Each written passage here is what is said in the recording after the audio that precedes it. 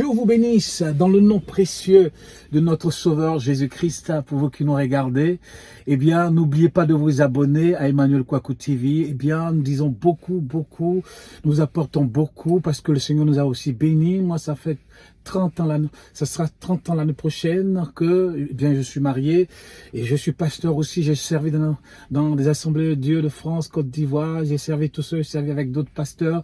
Donc, j'ai une expérience quand même assez théologique et pratique.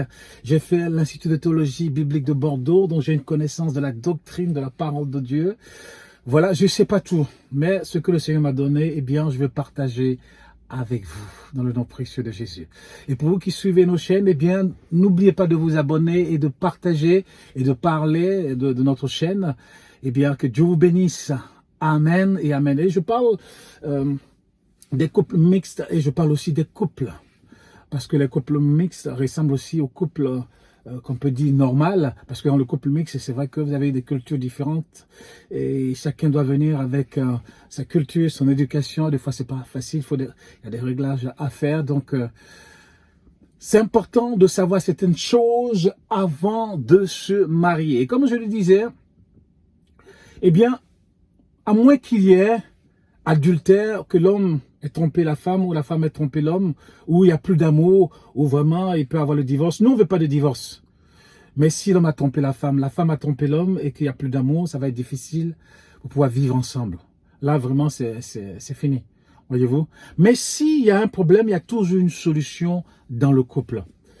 Si la femme ou l'homme, je dirais la femme ne veut pas te faire manger, eh bien, monsieur, tu prends, moi je vais faire manger à la maison, il n'y a pas de souci. Si elle ne veut pas repasser tes affaires, tu peux repasser toi-même tes affaires, il n'y a pas de souci.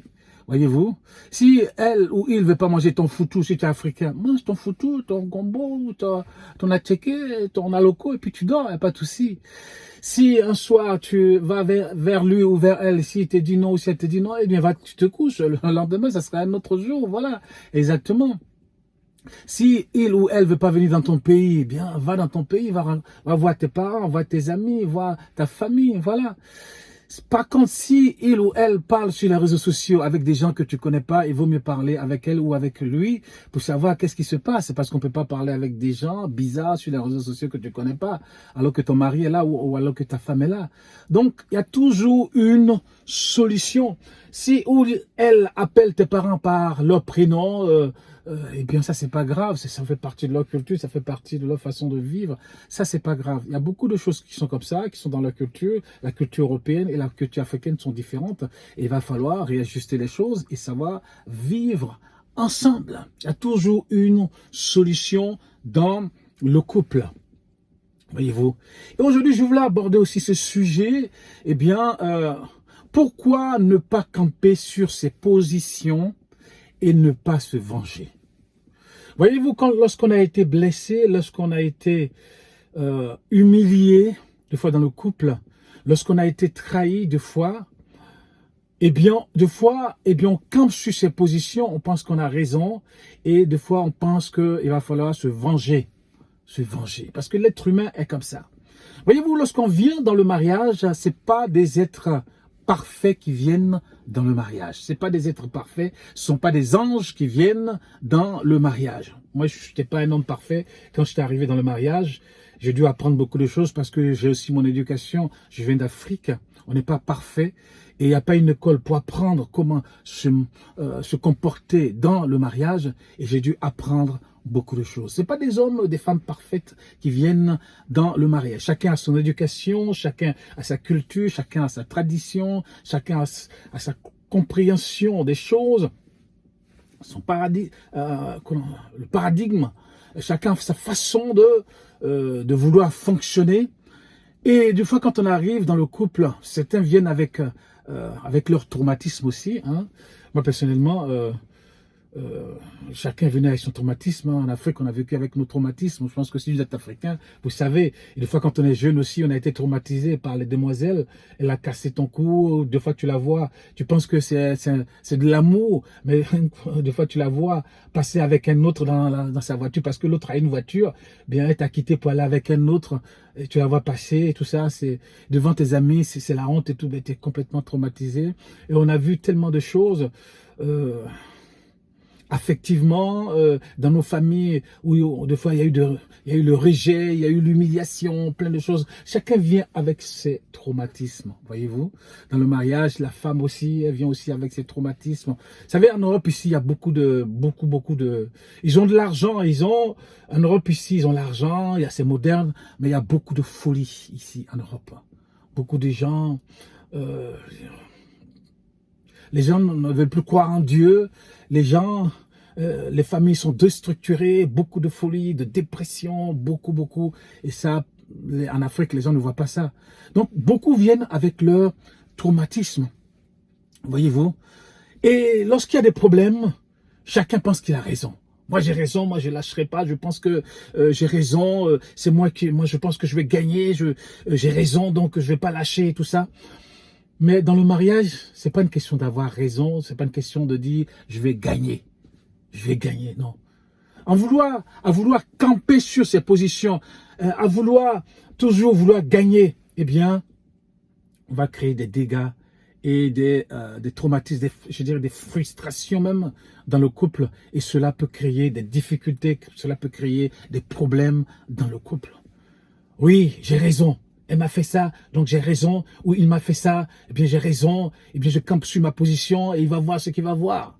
Ainsi de suite. Dans le couple, il faut prier. Si ça ne va pas, il vaut mieux prier, vous réunir, et remettre les choses entre les mains du Seigneur et prier ensemble. Et ainsi Dieu va vous aider. Dieu va vous soutenir. Et il faut la sagesse de Dieu. Pour que le couple Dieu, il faut la sagesse de Dieu. Et il faut vraiment l'amour véritable.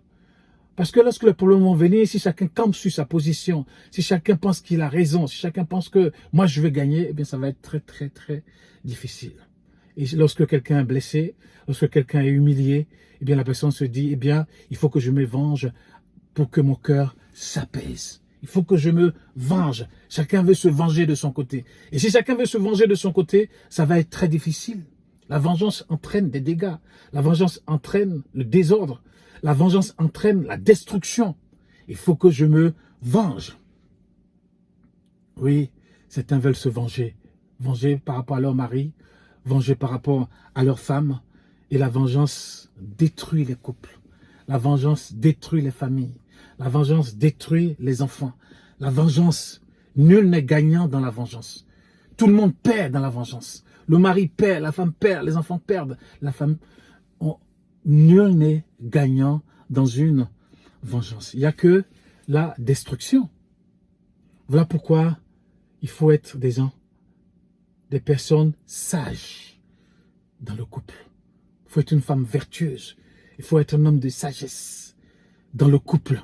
Lorsque ça ne va pas, eh bien vous vous asseyez, vous priez, et vous demandez au Seigneur de vous aider à pardonner, à aller au-delà de ce que on vous a fait et à continuer votre chemin ensemble, à prospérer ensemble, à vous unir ensemble et à aller de l'avant, à éduquer vos enfants, à travailler ensemble, à travailler dans l'œuvre de Dieu ensemble. Parce que sinon chacun sera de son côté. On vit ensemble, mais chacun vit de son côté. Dans la tête, chacun vit de son côté, voyez-vous. On vit ensemble, on fait semblant et tout ça, mais chacun vit de son côté. Parce que chacun veut se venger, parce que chacun veut avoir raison, voyez-vous. Et cela n'apporte que frustration, cela n'apporte que déception, cela n'apporte que destruction, cela n'apporte que des choses qui ne sont pas à la gloire de Dieu. Et nous, en tant qu'enfants de Dieu, on ne doit pas camper sur notre position. Le mariage, ce n'est pas la guerre où on campe sur notre position. Le mariage, ce n'est pas la guerre où on veut toujours avoir raison. Le mariage, ce n'est pas la guerre où on veut se venger. Il m'a fait ça, il faut que je me venge. Il faut que je me venge, voyez-vous. Et il ne faut pas se venger dans le mariage. Le mariage, il faut pardonner. À moins que vraiment ton mari t'a trompé, qu'il t'a humilié devant tout le monde. À moins que ta femme t'a trompé, que t'a humilié devant tout le monde. Maintenant, il y a certains même qui pardonnent, même dans ça. Mais certains, ils ne peuvent pas. C'est impossible d'aimer une femme qui t'a trompé devant tout le monde. C'est impossible d'aimer un homme qui t'a trompé et qui t'a humilié devant tout le monde. Mais en dehors de cela, il y a toujours une solution à apporter. Si nous apportons nos problèmes au Seigneur, le Seigneur a toujours une solution à nous apporter. Donc il ne faut pas camper sur ses positions. Camper sur ses positions pour dire, ok, je l'attends. Je laisse passer ces années, je laisse passer 1 an, 2 ans, 3 ans, et les années qui vont arriver, il va voir ce qui va arriver, ou elle va voir ce qui va arriver. Voyez-vous, il ne faut pas camper sur ses positions et se venger dans le couple. On ne vient pas dans le couple pour se venger.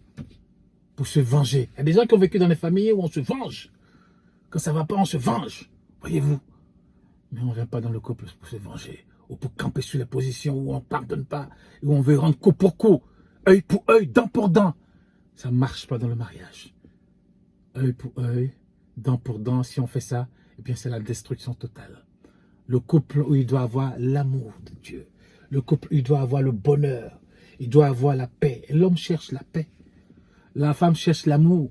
Mais l'homme cherche la paix et le respect. Si tu ne respectes pas ton mari, si tu n'apportes pas la paix, ça va être difficile. Si tu n'aimes pas ta femme, et surtout fais aussi des compliments. Tu ne fais pas de compliments à ta femme, eh bien, madame va te dire, voilà, tu ne me fais pas des compliments, eh bien, tu ne me dis pas que tu m'aimes, ainsi de suite. Donc, l'homme doit comprendre cela, comprendre la psychologie de la femme. La femme aussi doit comprendre la psychologie de l'homme. L'homme a besoin de la paix et de respect. Si tu ne respectes pas ton mari, ça va être difficile. Je dis pas, si tu n'aimes pas ta femme, tu ne l'apportes pas l'amour vrai, tu ne fais pas des compliments, ça peut être difficile. Donc, nous qui sommes enfants de Dieu, il faut que notre mentalité soit transformée et soit changée. Le mariage, c'est extraordinaire. Il y a des moments difficiles, il y a des bons moments, mais aussi des moments difficiles. Vous voyez, on vit dans un monde où nous qui sommes chrétiens, c'est pas facile. Un monde qui ne croit pas en Dieu, un monde qui ne croit pas en Jésus. Le monde déjà est contre nous. La chair est déjà contre nous. Les esprits méchants sont contre nous, voyez-vous. Et on vit dans un monde terrible. Un monde qui est contre nous. Et si on doit encore rajouter des problèmes aux problèmes, ça va être difficile. Donc nous, on doit tout faire pour que ça marche dans les couples chrétiens. Et les couples chrétiens, ce sont des cellules de base de l'Église. Si les couples chrétiens vont bien, et l'Église va bien. Et le Seigneur veut voir ses enfants être heureux dans leur couple. Le bonheur, on dit là-bas, la parole de Dieu, le bonheur et la grâce nous accompagnent. La joie de Dieu doit nous accompagner. Le bonheur.